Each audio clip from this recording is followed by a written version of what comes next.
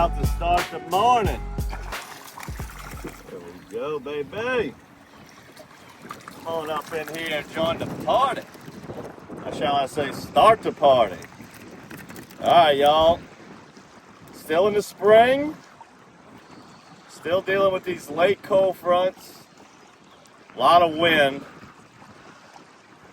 Been having a tremendous amount of east wind, which has been filling the lake up. A lot of salt water, a lot of bait. Very good thing. The problem is it's kind of hard to get out there on that east wind. As you saw in one of our last episodes, we talked about what's good to do on an east wind. That's tuck in on that south end of the trestle and catch big trout like this. This morning we came out. Wind's more out the north. It's a little chilly. Got a sweater on this morning. And that north wind is allowing this filled up lake to drain. I mean, it is falling at Mach 50.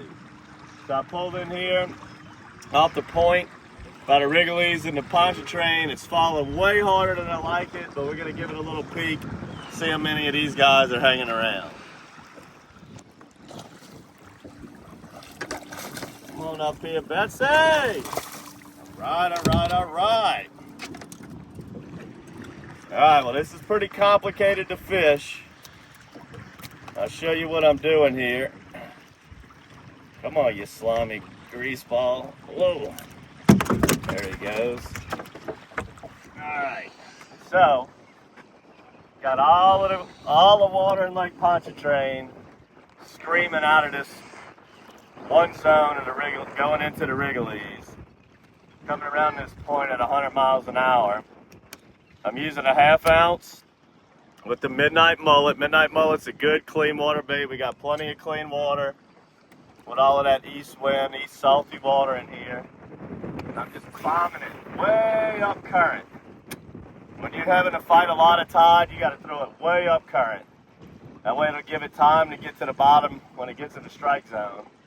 And I'm just dribbling it. I'm not popping it real hard. The harder I pop it, the more this current's going to wash it out of the strike zone, out of where I'm wanting to be. So just little dribbles. Really hard to feel the bite because I'm fighting a wind coming at my back, 100 mile an hour falling tide coming at my face. This is a real complicated situation here, but there is some nice fish here. As we got a bird poached up right there on our post. Checking us out, seeing what we're doing. Little pelican on the post.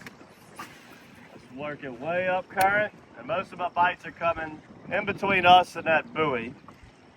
So I'm throwing way up past the buoy, just dribbling it back towards the boat, trying to keep it with the current. Fishing against the current when it's this hard, impossible. Now what you could do is Carolina rig it or drop shot it with a real big heavy weight. That might help you out a little bit, but this is working right now for us. And if we could ever catch this current slowing down, these fish are really gonna act up. But I don't know if that's gonna be the case.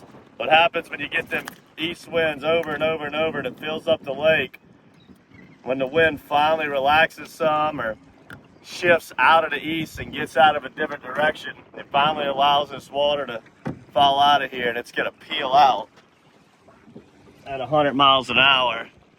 And these trout right here, what they're doing is they're just staging up right here, waiting for all of that bait in the lake to fall out of here. So whenever you're fishing good, hard falling tides, there's a lot of choke points. This is what I would call a choke point. A choke point means where a big body of water sucks down into a passageway, and the water, what it does is it's falling and it's going into the pass or main bayou, or call it what you want. And there's a lot of these in the Pontchartrain Basin. For instance, we're right here where the Wrigley's is, so you got all of this Pontchartrain water meeting, oh, there he is, meeting the Wrigley's. So these fish will stage up at a choke point. You also have the same situation over by Chef Pass. Same deal there. Lake Catherine's got plenty of great places for this. You got the Blind Wrigley's, Miller's Ditch, and Unknown Pass. So what happens if that tide's falling? All of that Lake Catherine water gets pushed into those passes, and then it shoots out to Lake Bourne. So what those fish will do a lot of times is they'll be right at the head of the pass, right at the mouth of it, waiting for all that bait to dump into that deep pass. And they'll be, so right behind us, like right here, it's 40, 50 foot. So these fish are just sitting here waiting for that bait to come right over their head, or some of them are up on this flat. It's about 12 foot here, 40 foot there.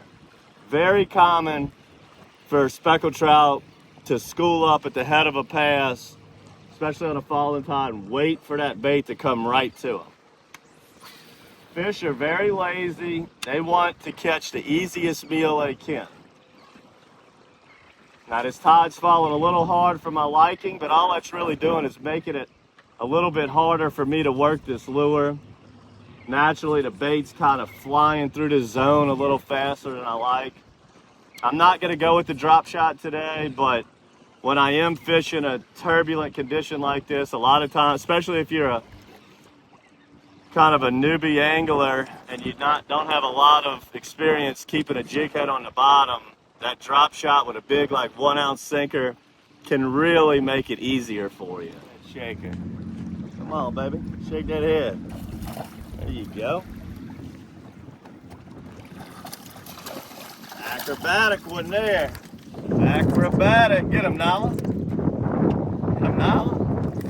Nala don't really attack him like old Simba does. Simba's taking the day off. Got this one grunting.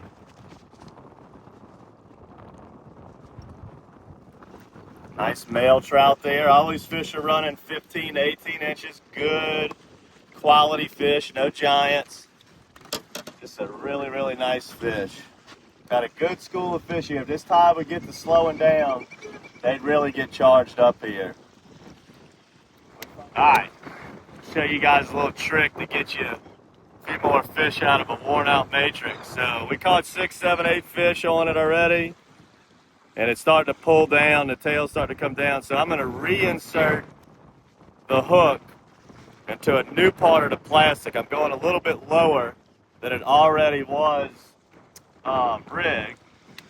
What happens is, you catch several fish on it, it's going to tear out a little bit. When you see your tail just start pulling down a lot, especially without a bite, you need to do something about it. You can't be having that tail pulling down. Makes the bait look unnatural.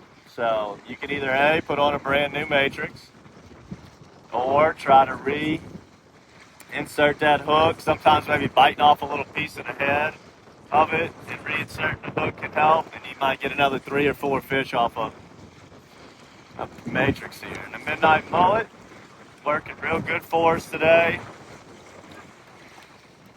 They seem to be liking it right here. So you can see look how the waves are coming this way, the tide's screaming that way.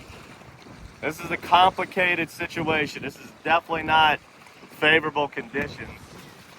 But the fish are here, so we're gonna fight through it and keep building this box of fish here.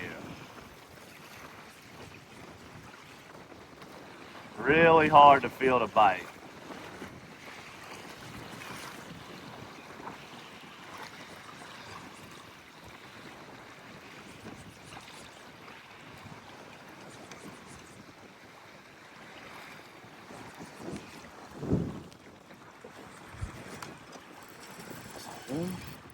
Golly, I didn't even feel that fish.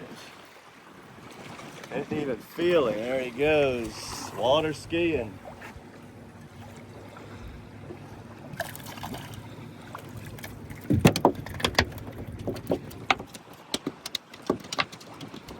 Nice little fish. They get a little bit smaller on us, but nevertheless, another keeper. Let's see this little guy here. Little feller, good eating size trout, little 13, 14 incher. Not a decent one. Come on. Get him, Nala. Get him, Nala. This one's a little small. He might be a keeper, but let him go. Pretty close. And again, you know, guys, when you get into that May, June time, Lake Pontchartrain, usually around June, the fish start getting a lot smaller. They typically start leaving the lake, but this year, it's been such a salty year. No, this is the lowest amount of rainfall I can remember in the spring in 15 years. So, you know, as we're in the spring still right now, I can see the lake holding some nice trout all the way through June, maybe July, especially the Wrigley's, L&N, 90 Bridge, stuff like that as we get into the summer. But this is a great little spring spot right here. These fish are really in here good. Got good salty water, no high rivers to drive these female trout out. It should be a really nice year, y'all. It's a good one. Good fish right there to end this episode on.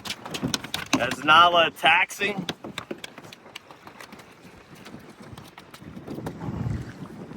Another nice fish. We'll go ahead and close it out right here, y'all.